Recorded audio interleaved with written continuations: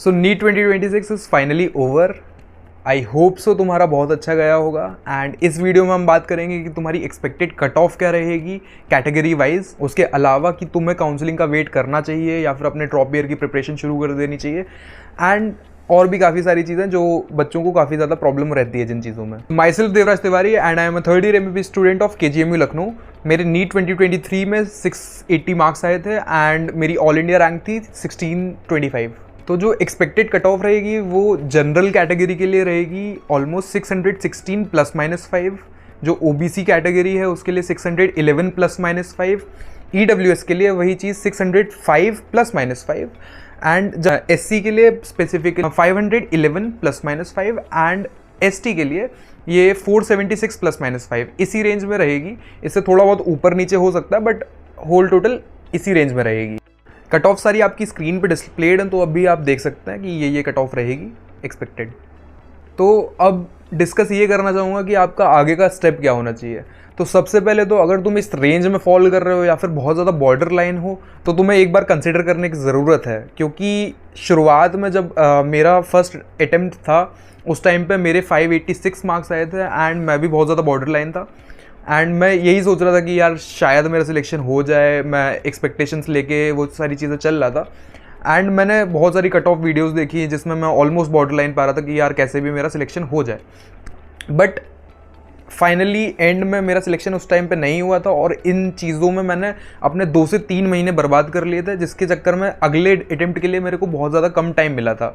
बाकी लोग उन्हीं 2-3 महीने में बहुत ज़्यादा प्रिपेयर कर चुके थे और बहुत ज़्यादा सेट थे, बट स्टिल उन कुछ महीनों में मतलब मैं बहुत ज़्यादा आगे निकल सकता था अगर मैं पहले से प्रिपेयर करने लगता। तो सबसे पहले आप ये देखिए कि ऑल इंडिया कट ऑफ क्या जा रही है और आपके स्टेट की जो स्पेसिफिक कट ऑफ है वो क्या जाती है। उसके हिसाब से ये डिसाइड कर लीजिए कि आपको ड्रॉप लेना ज़्यादा सूट कर रहा है या फिर नहीं कर रहा है। ये सारी चीज़ें पेरेंट्स से डिस्कस कीजिए और अपने मन के हिसाब से कि तुम्हें क्या सही लगता है, ड्रॉप लेना इज़ अ बेटर ऑप्शन या फिर तुम्हें वेट करना है। क्योंकि देखो, अगर तुम अभी से ड्रॉप की प्रिपरेशन करने लगोगे तो इन 2-3 महीने में जब तक ये सारी चीज़ें चलती हैं तब तक तुम काफ़ी ज़्यादा आगे निकल जाओगे। और अगर तुम्हारा सिलेक्शन हो जाता है तो ईजिली तुम्हें एक मेडिकल कॉलेज मिल जाएगा। बट अगर तुम्हारा सिलेक्शन नहीं होता तो तुम्हारी अगले साल की जर्नी अभी से तैयार होने लगेगी और तुम बहुत ज़्यादा आगे निकल सकते हो बाकी लोगों से एंड अगले साल काफ़ी ज़्यादा सिग्निफिकेंटली हायर स्कोर कर सकते हो। जैसे कि मेरे पहले अटेम्प्ट में मैंने 586 स्कोर किया था, बट मैंने जो सेकेंड अटेम्प्ट दिया था उसमें मेरे 680 मार्क्स आए थे, जो कि बहुत बड़ा जंप है। और मैं ये मानता हूँ कि अगर मेरे को वो 3 महीने मिले होते और मैं पहले से प्रिपरेशन शुरू कर चुका होता तो शायद ये 700+ भी हो सकते थे। तो वही चीज़ कह रहा हूँ कि पेरेंट्स से कंसल्ट कीजिए, खुद का मन देखिए कि खुद का मन तुम्हारा क्या कहता है एंड उस हिसाब से ये सोचो कि यार वेट करना वर्थ इट है या नहीं है। अगर तुम इस कट ऑफ रेंज से ऊपर हो तो ईजिली तुम वेट करो, कोई दिक्कत नहीं है। तुम्हारे स्टेट में भी तुम्हें सीट मिल जाएगी, ऑल इंडिया भी तुम्हें सीट मिल जाएगी।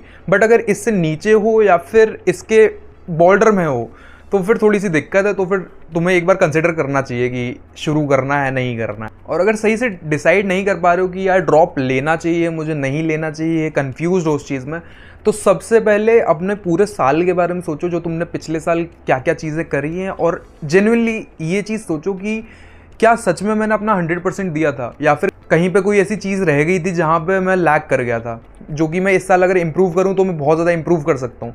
या फिर मुझे कोई और करियर ऑप्शंस एक्सप्लोर करने चाहिए कि अब मुझसे नहीं हो पाएगा, मैंने अपना 100% दे लिया है तो मुझे किसी और करियर ऑप्शन पे स्विच करना चाहिए। तो क्योंकि सेम लाइन में सेम मार्क्स के साथ तुम्हें और भी बहुत सारे करियर ऑप्शंस मिलते हैं, जैसे कि BDS होता है, BSc नर्सिंग होता है, बहुत सारे होते हैं। वो चीज़ें एक्सप्लोर कर सकते हो तुम साथ में, जिससे लाइक तुम्हारा एक ईयर वेस्ट नहीं होगा। तुम चाहो तो एक कॉलेज ले सकते हो किसी भी कोर्स का एंड उसके साथ प्रिपेयर कर सकते हो।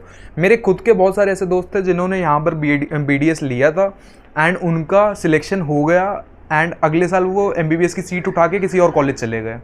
सो ये भी एक अच्छा ऑप्शन रहता है जिसमें तुम्हारा ईयर वेस्ट होने से बच जाता है। अगर तुम्हें ये वीडियो अच्छी लग रही है तो प्लीज़ इसको लाइक कर देना, शेयर कर देना और प्लीज़ सब्सक्राइब कर लो ऐसे ही और अच्छे कंटेंट के लिए। ये तुम्हारे लिए फ्री है बट इससे काफ़ी ज़्यादा मोटिवेशन मिलता है और मैं तुम्हारे लिए ऐसे ही बहुत अच्छा कंटेंट लेके आता रहूँगा।